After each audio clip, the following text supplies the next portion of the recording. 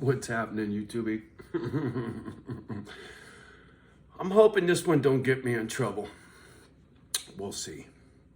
It shouldn't. When I get it all said and done, I think I'll be all right. One of our YouTube family members reached out and said, "Hey, Johnny, thanks to you, I'm going to be back on a job site soon. Can you do a job site story?"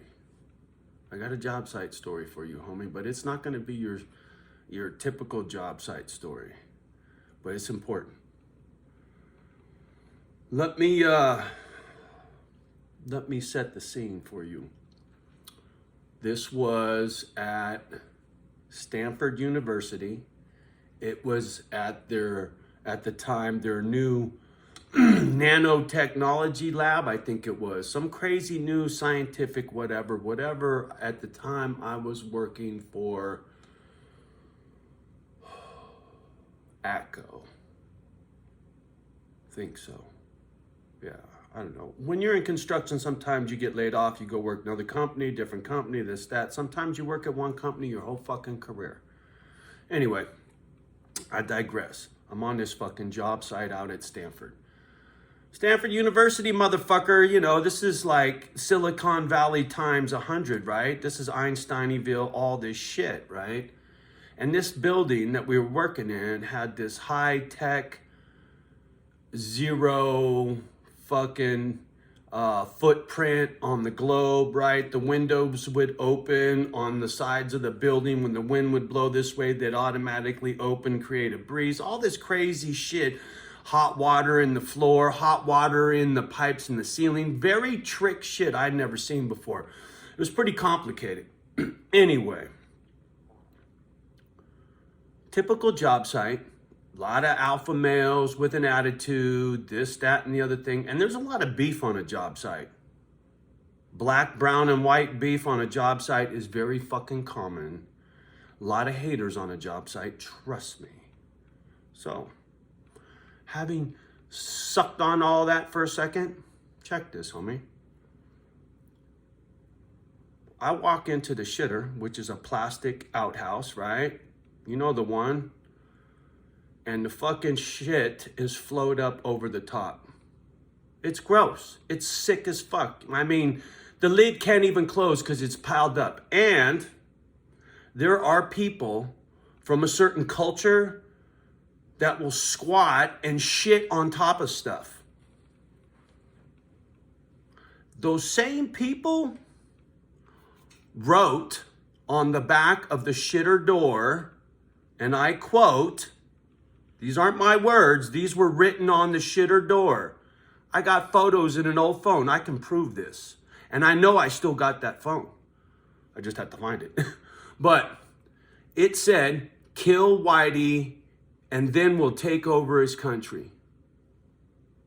So when I opened the door, couldn't even fucking take a leak, let alone sit on the fucking shitter. And then I looked at the door and I read that. I lost my shit. No pun intended, right? I flipped the motherfucker over. Or did I do it after? I can't remember.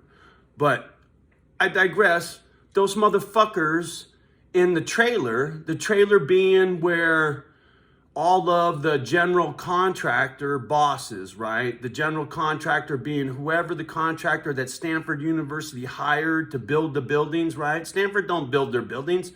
They call Joe Schmo Construction Company. "Joe Schmo, we need you to build this lab."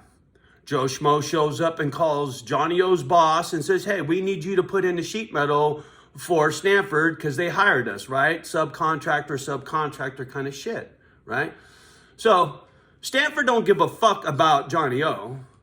The general contractor, he just tries to do the least amount possible because it's profit margin, right?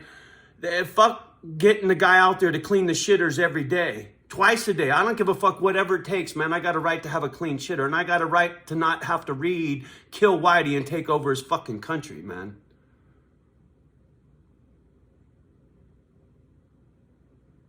This is a long time ago. 15 years, I'm guessing, that job. At least 10, 12. Job site story, homie, and I got plenty. Some foul shit on the job, man. Unsafe shit like you would not believe. But you know what? There's a lot of camaraderie amongst your crew. The guys you work next to are like the guys you ride next to, man. You got somebody in control of your safety on the job site, they could kill you, they fuck up. They could squish you. And when you're on your fucking Harley and you're riding down the freeway at a buck 10, a buck 20, and the guy right next to you is inches away, and if he fucks up, you both die, right? So.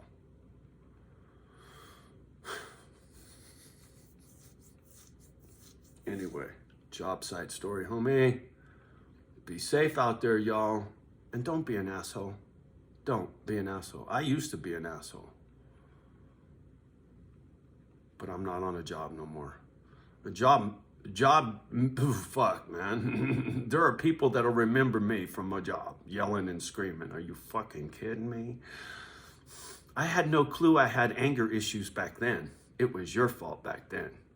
None of it was my fault. It was all your fault back then. Oh my God. I can look back now on my life back then and think, oh shit. The thing is, I always had a good heart, right? I was never an asshole to be an asshole, but when I got angry, man, I could go overboard sometimes. Fuck, man. Anyway, sorry y'all from back in the day. Anybody that's watching that was working for me on a crew or with me on a crew, and I was being a CUNT, sorry. I had no clue just how bad I was. But I could be good when I wanted to be. But fuck, what a train wreck. Anyway, job site story. There you go, homie. Much love. Peace.